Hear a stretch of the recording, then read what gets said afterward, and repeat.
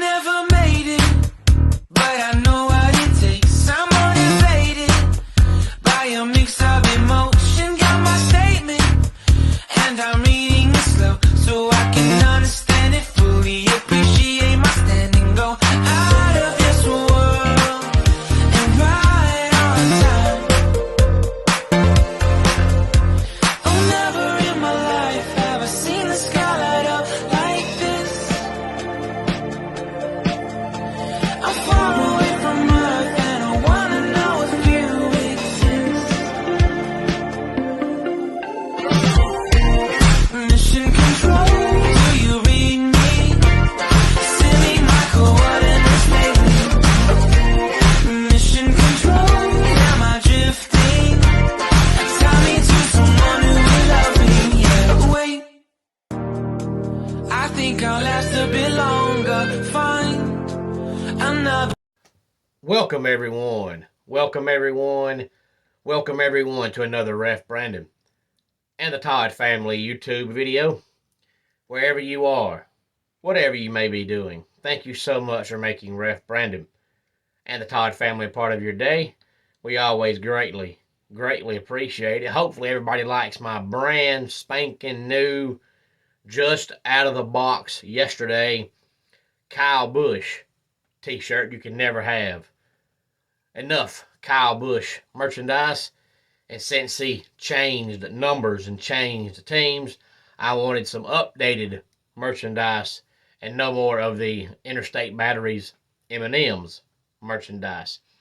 But today here on the channel, I want to talk about an article that I read 1 week ago today. Last Thursday it came out from Sam Marsdale from over at 24/7 Sports.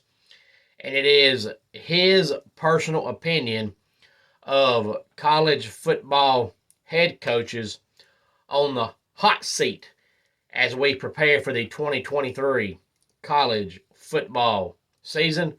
As always, any thoughts on it, please feel free to let me know. Again, it's from Sam Marsdale at 24/7 Sports. Coaches on the hot seat heading into the 2023 college football season. Some I agree with, some I don't.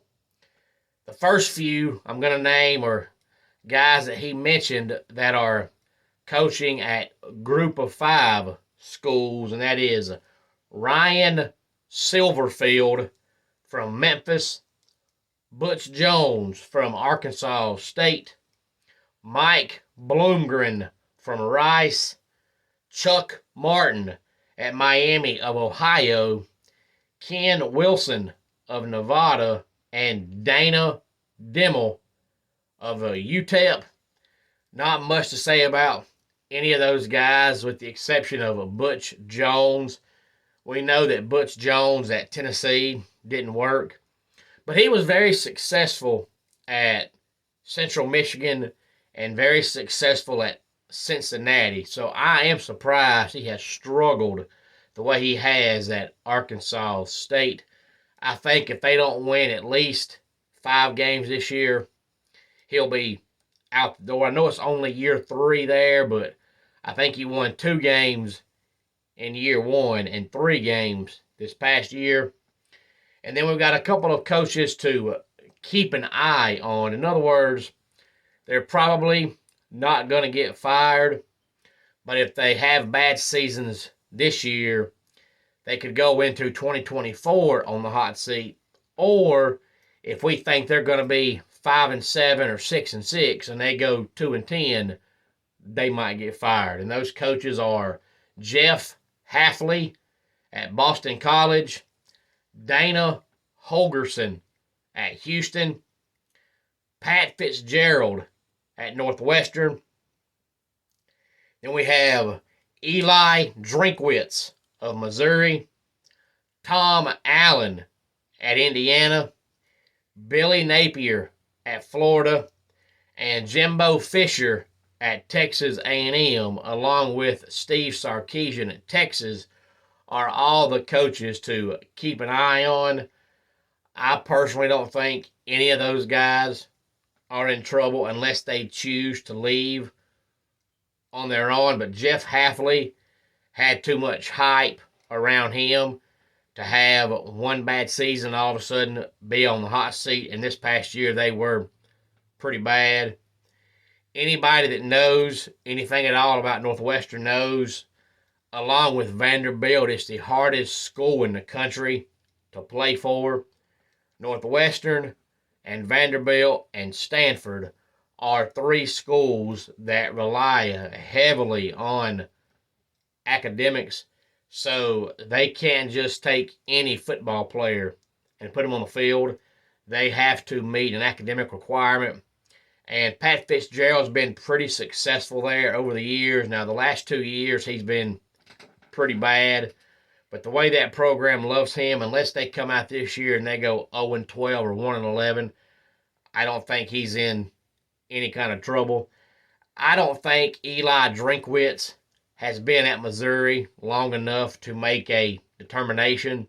Besides the fact he has a terrible, terrible name. That's a god-awful name, but he can't help that. But outside of that, I don't really think he's been there long enough to make a decision. It's not like he went 9-3 one year and 2-10 the next year.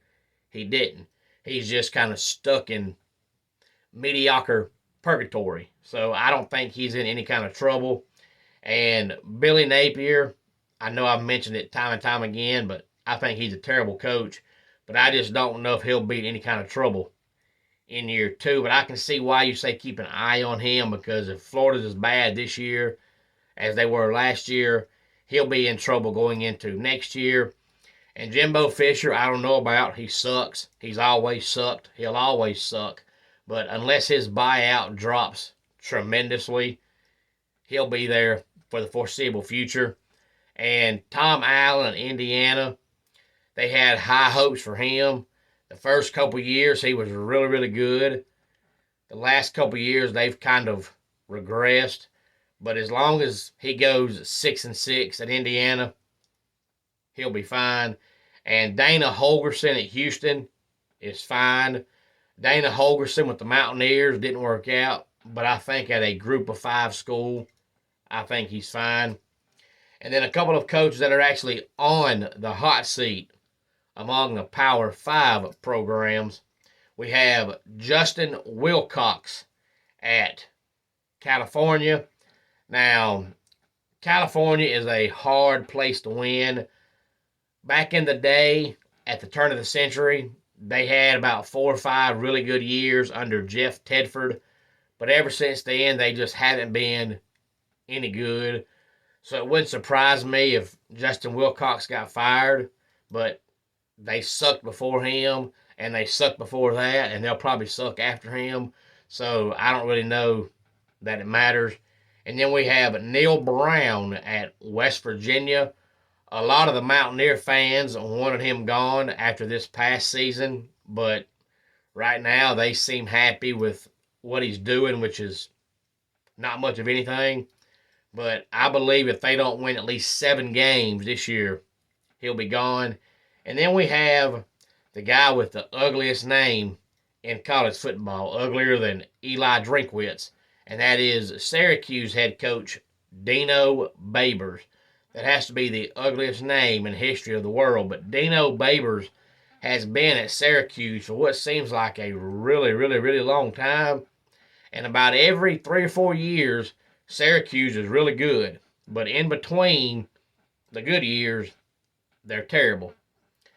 So I think he's okay unless they go 2-10. But I think as long as he continues to go 6-6 or 7-5, I think he'll be fine. Again, any thoughts on that, please feel free to let me know. That's college football head coaches on the hot seat going into the 2023 season, according to Sam Marsdale of 24/7 Sports. That article came out 1 week ago. Homes for Our Troops is a publicly funded 501c nonprofit organization that builds and donates specially adapted custom homes nationwide for severely injured post 9/11 veterans. Since the 2004 inception, Nearly 90 cents of every dollar spent has gone directly to our program services for veterans. Visit at hfotusa.org. Let's go ahead and get our dad joke of the day in here. My pet mouse named Elvis died last night. He was caught in a trap. And that wraps it up for today's Ref Brandon and the Todd Family YouTube video. Until next time, it's Ref Brandon saying, just like in pro wrestling, life can be over by the count of 3. Tell your friends and family how much you love them. Bye.